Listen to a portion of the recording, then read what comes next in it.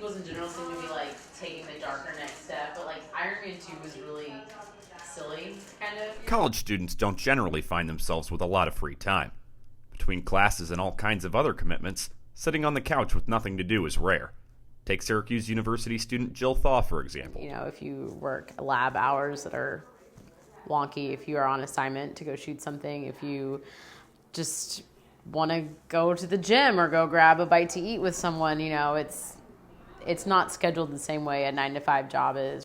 So it's no wonder by appointment television is not high on her list of priorities. If there's a show that I've gotten hooked on, I'll usually make some time to do it, but I have a really hard time just sitting and watching something. Jill's schedule is just one of the reasons she decided to cut the cord and walk away from cable television. Easy enough. And college students aren't the only ones cord cutting. A recent study by the Leichtman Research Group determined the top 13 cable and satellite providers combined to lose approximately 80,000 subscribers between March 2012 and March 2013. That comes after 9 straight years of subscription increases. But not everyone with the cable companies is worried. Of course it was a concern any time that you lose customers, and there is cord cutting going on, just not to the level that I think a lot of people believe it is. Maybe they should be. While the number of cable subscribers has decreased, streaming sites like Netflix, Amazon, and Hulu have gone the opposite direction. Netflix added 4 million customers in the fourth quarter of 2013 alone. You have lots of access to the internet, for example, and you can stream shows at will, and you get used to having that control over when you watch it, what you watch. It doesn't hurt that so many devices like Roku, Apple TV, Chromecast, and even iPads can access these sites. Yeah, you know, it's just easy. Now just streaming from my computer, so even if you have that, you just sort of like access to whatever you're in the mood for. And convenient alternatives aren't the only reason to drop cable. My cable bill is bigger than my electric bill. It's bigger than, I think it's actually the biggest bill I pay every month. The cheapest Time Warner cable packages in Syracuse cost roughly $40 a month.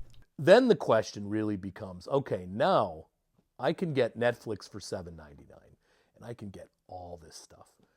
What in the world do I need cable for? Obviously, not every TV show and movie can be found on these streaming sites. And there's jubilation around this earth. You want to watch something on Netflix? That's great. And when you want to watch something on Hulu, that's wonderful. But do you really want to give up HBO? Do you really want to give up CNN? But there are ways around that. I like many students, I gyp friends and family for their HBO Go. Luckily my dad has it, so every once in a while I'll pop onto it. I like The Wire, so I usually watch that. Cable relies on bulk packaging to keep many channels afloat.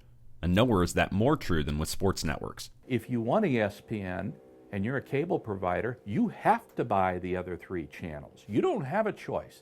Otherwise, you don't get ESPN. They want to play slow. And watching sports without cable can be difficult. I rely on the generosity of friends, or I go to bars, but the worst thing about not having cable is definitely not being able to watch sports. Yeah, I'm a huge Chicago Blackhawks fan, but I also follow the Leafs. PhD student Laura Osher is studying the cord-cutting phenomenon and can understand that argument. Live events are really interesting because everyone's saying that live sports is what's going to keep live television alive. But just like with HBO, there are many ways around this. I am watching all my Olympics on NBCOlympics.com, which is nice because I get to watch it live. It's really The fact is, cable cutting is just the latest example in the changing history of how we watch television.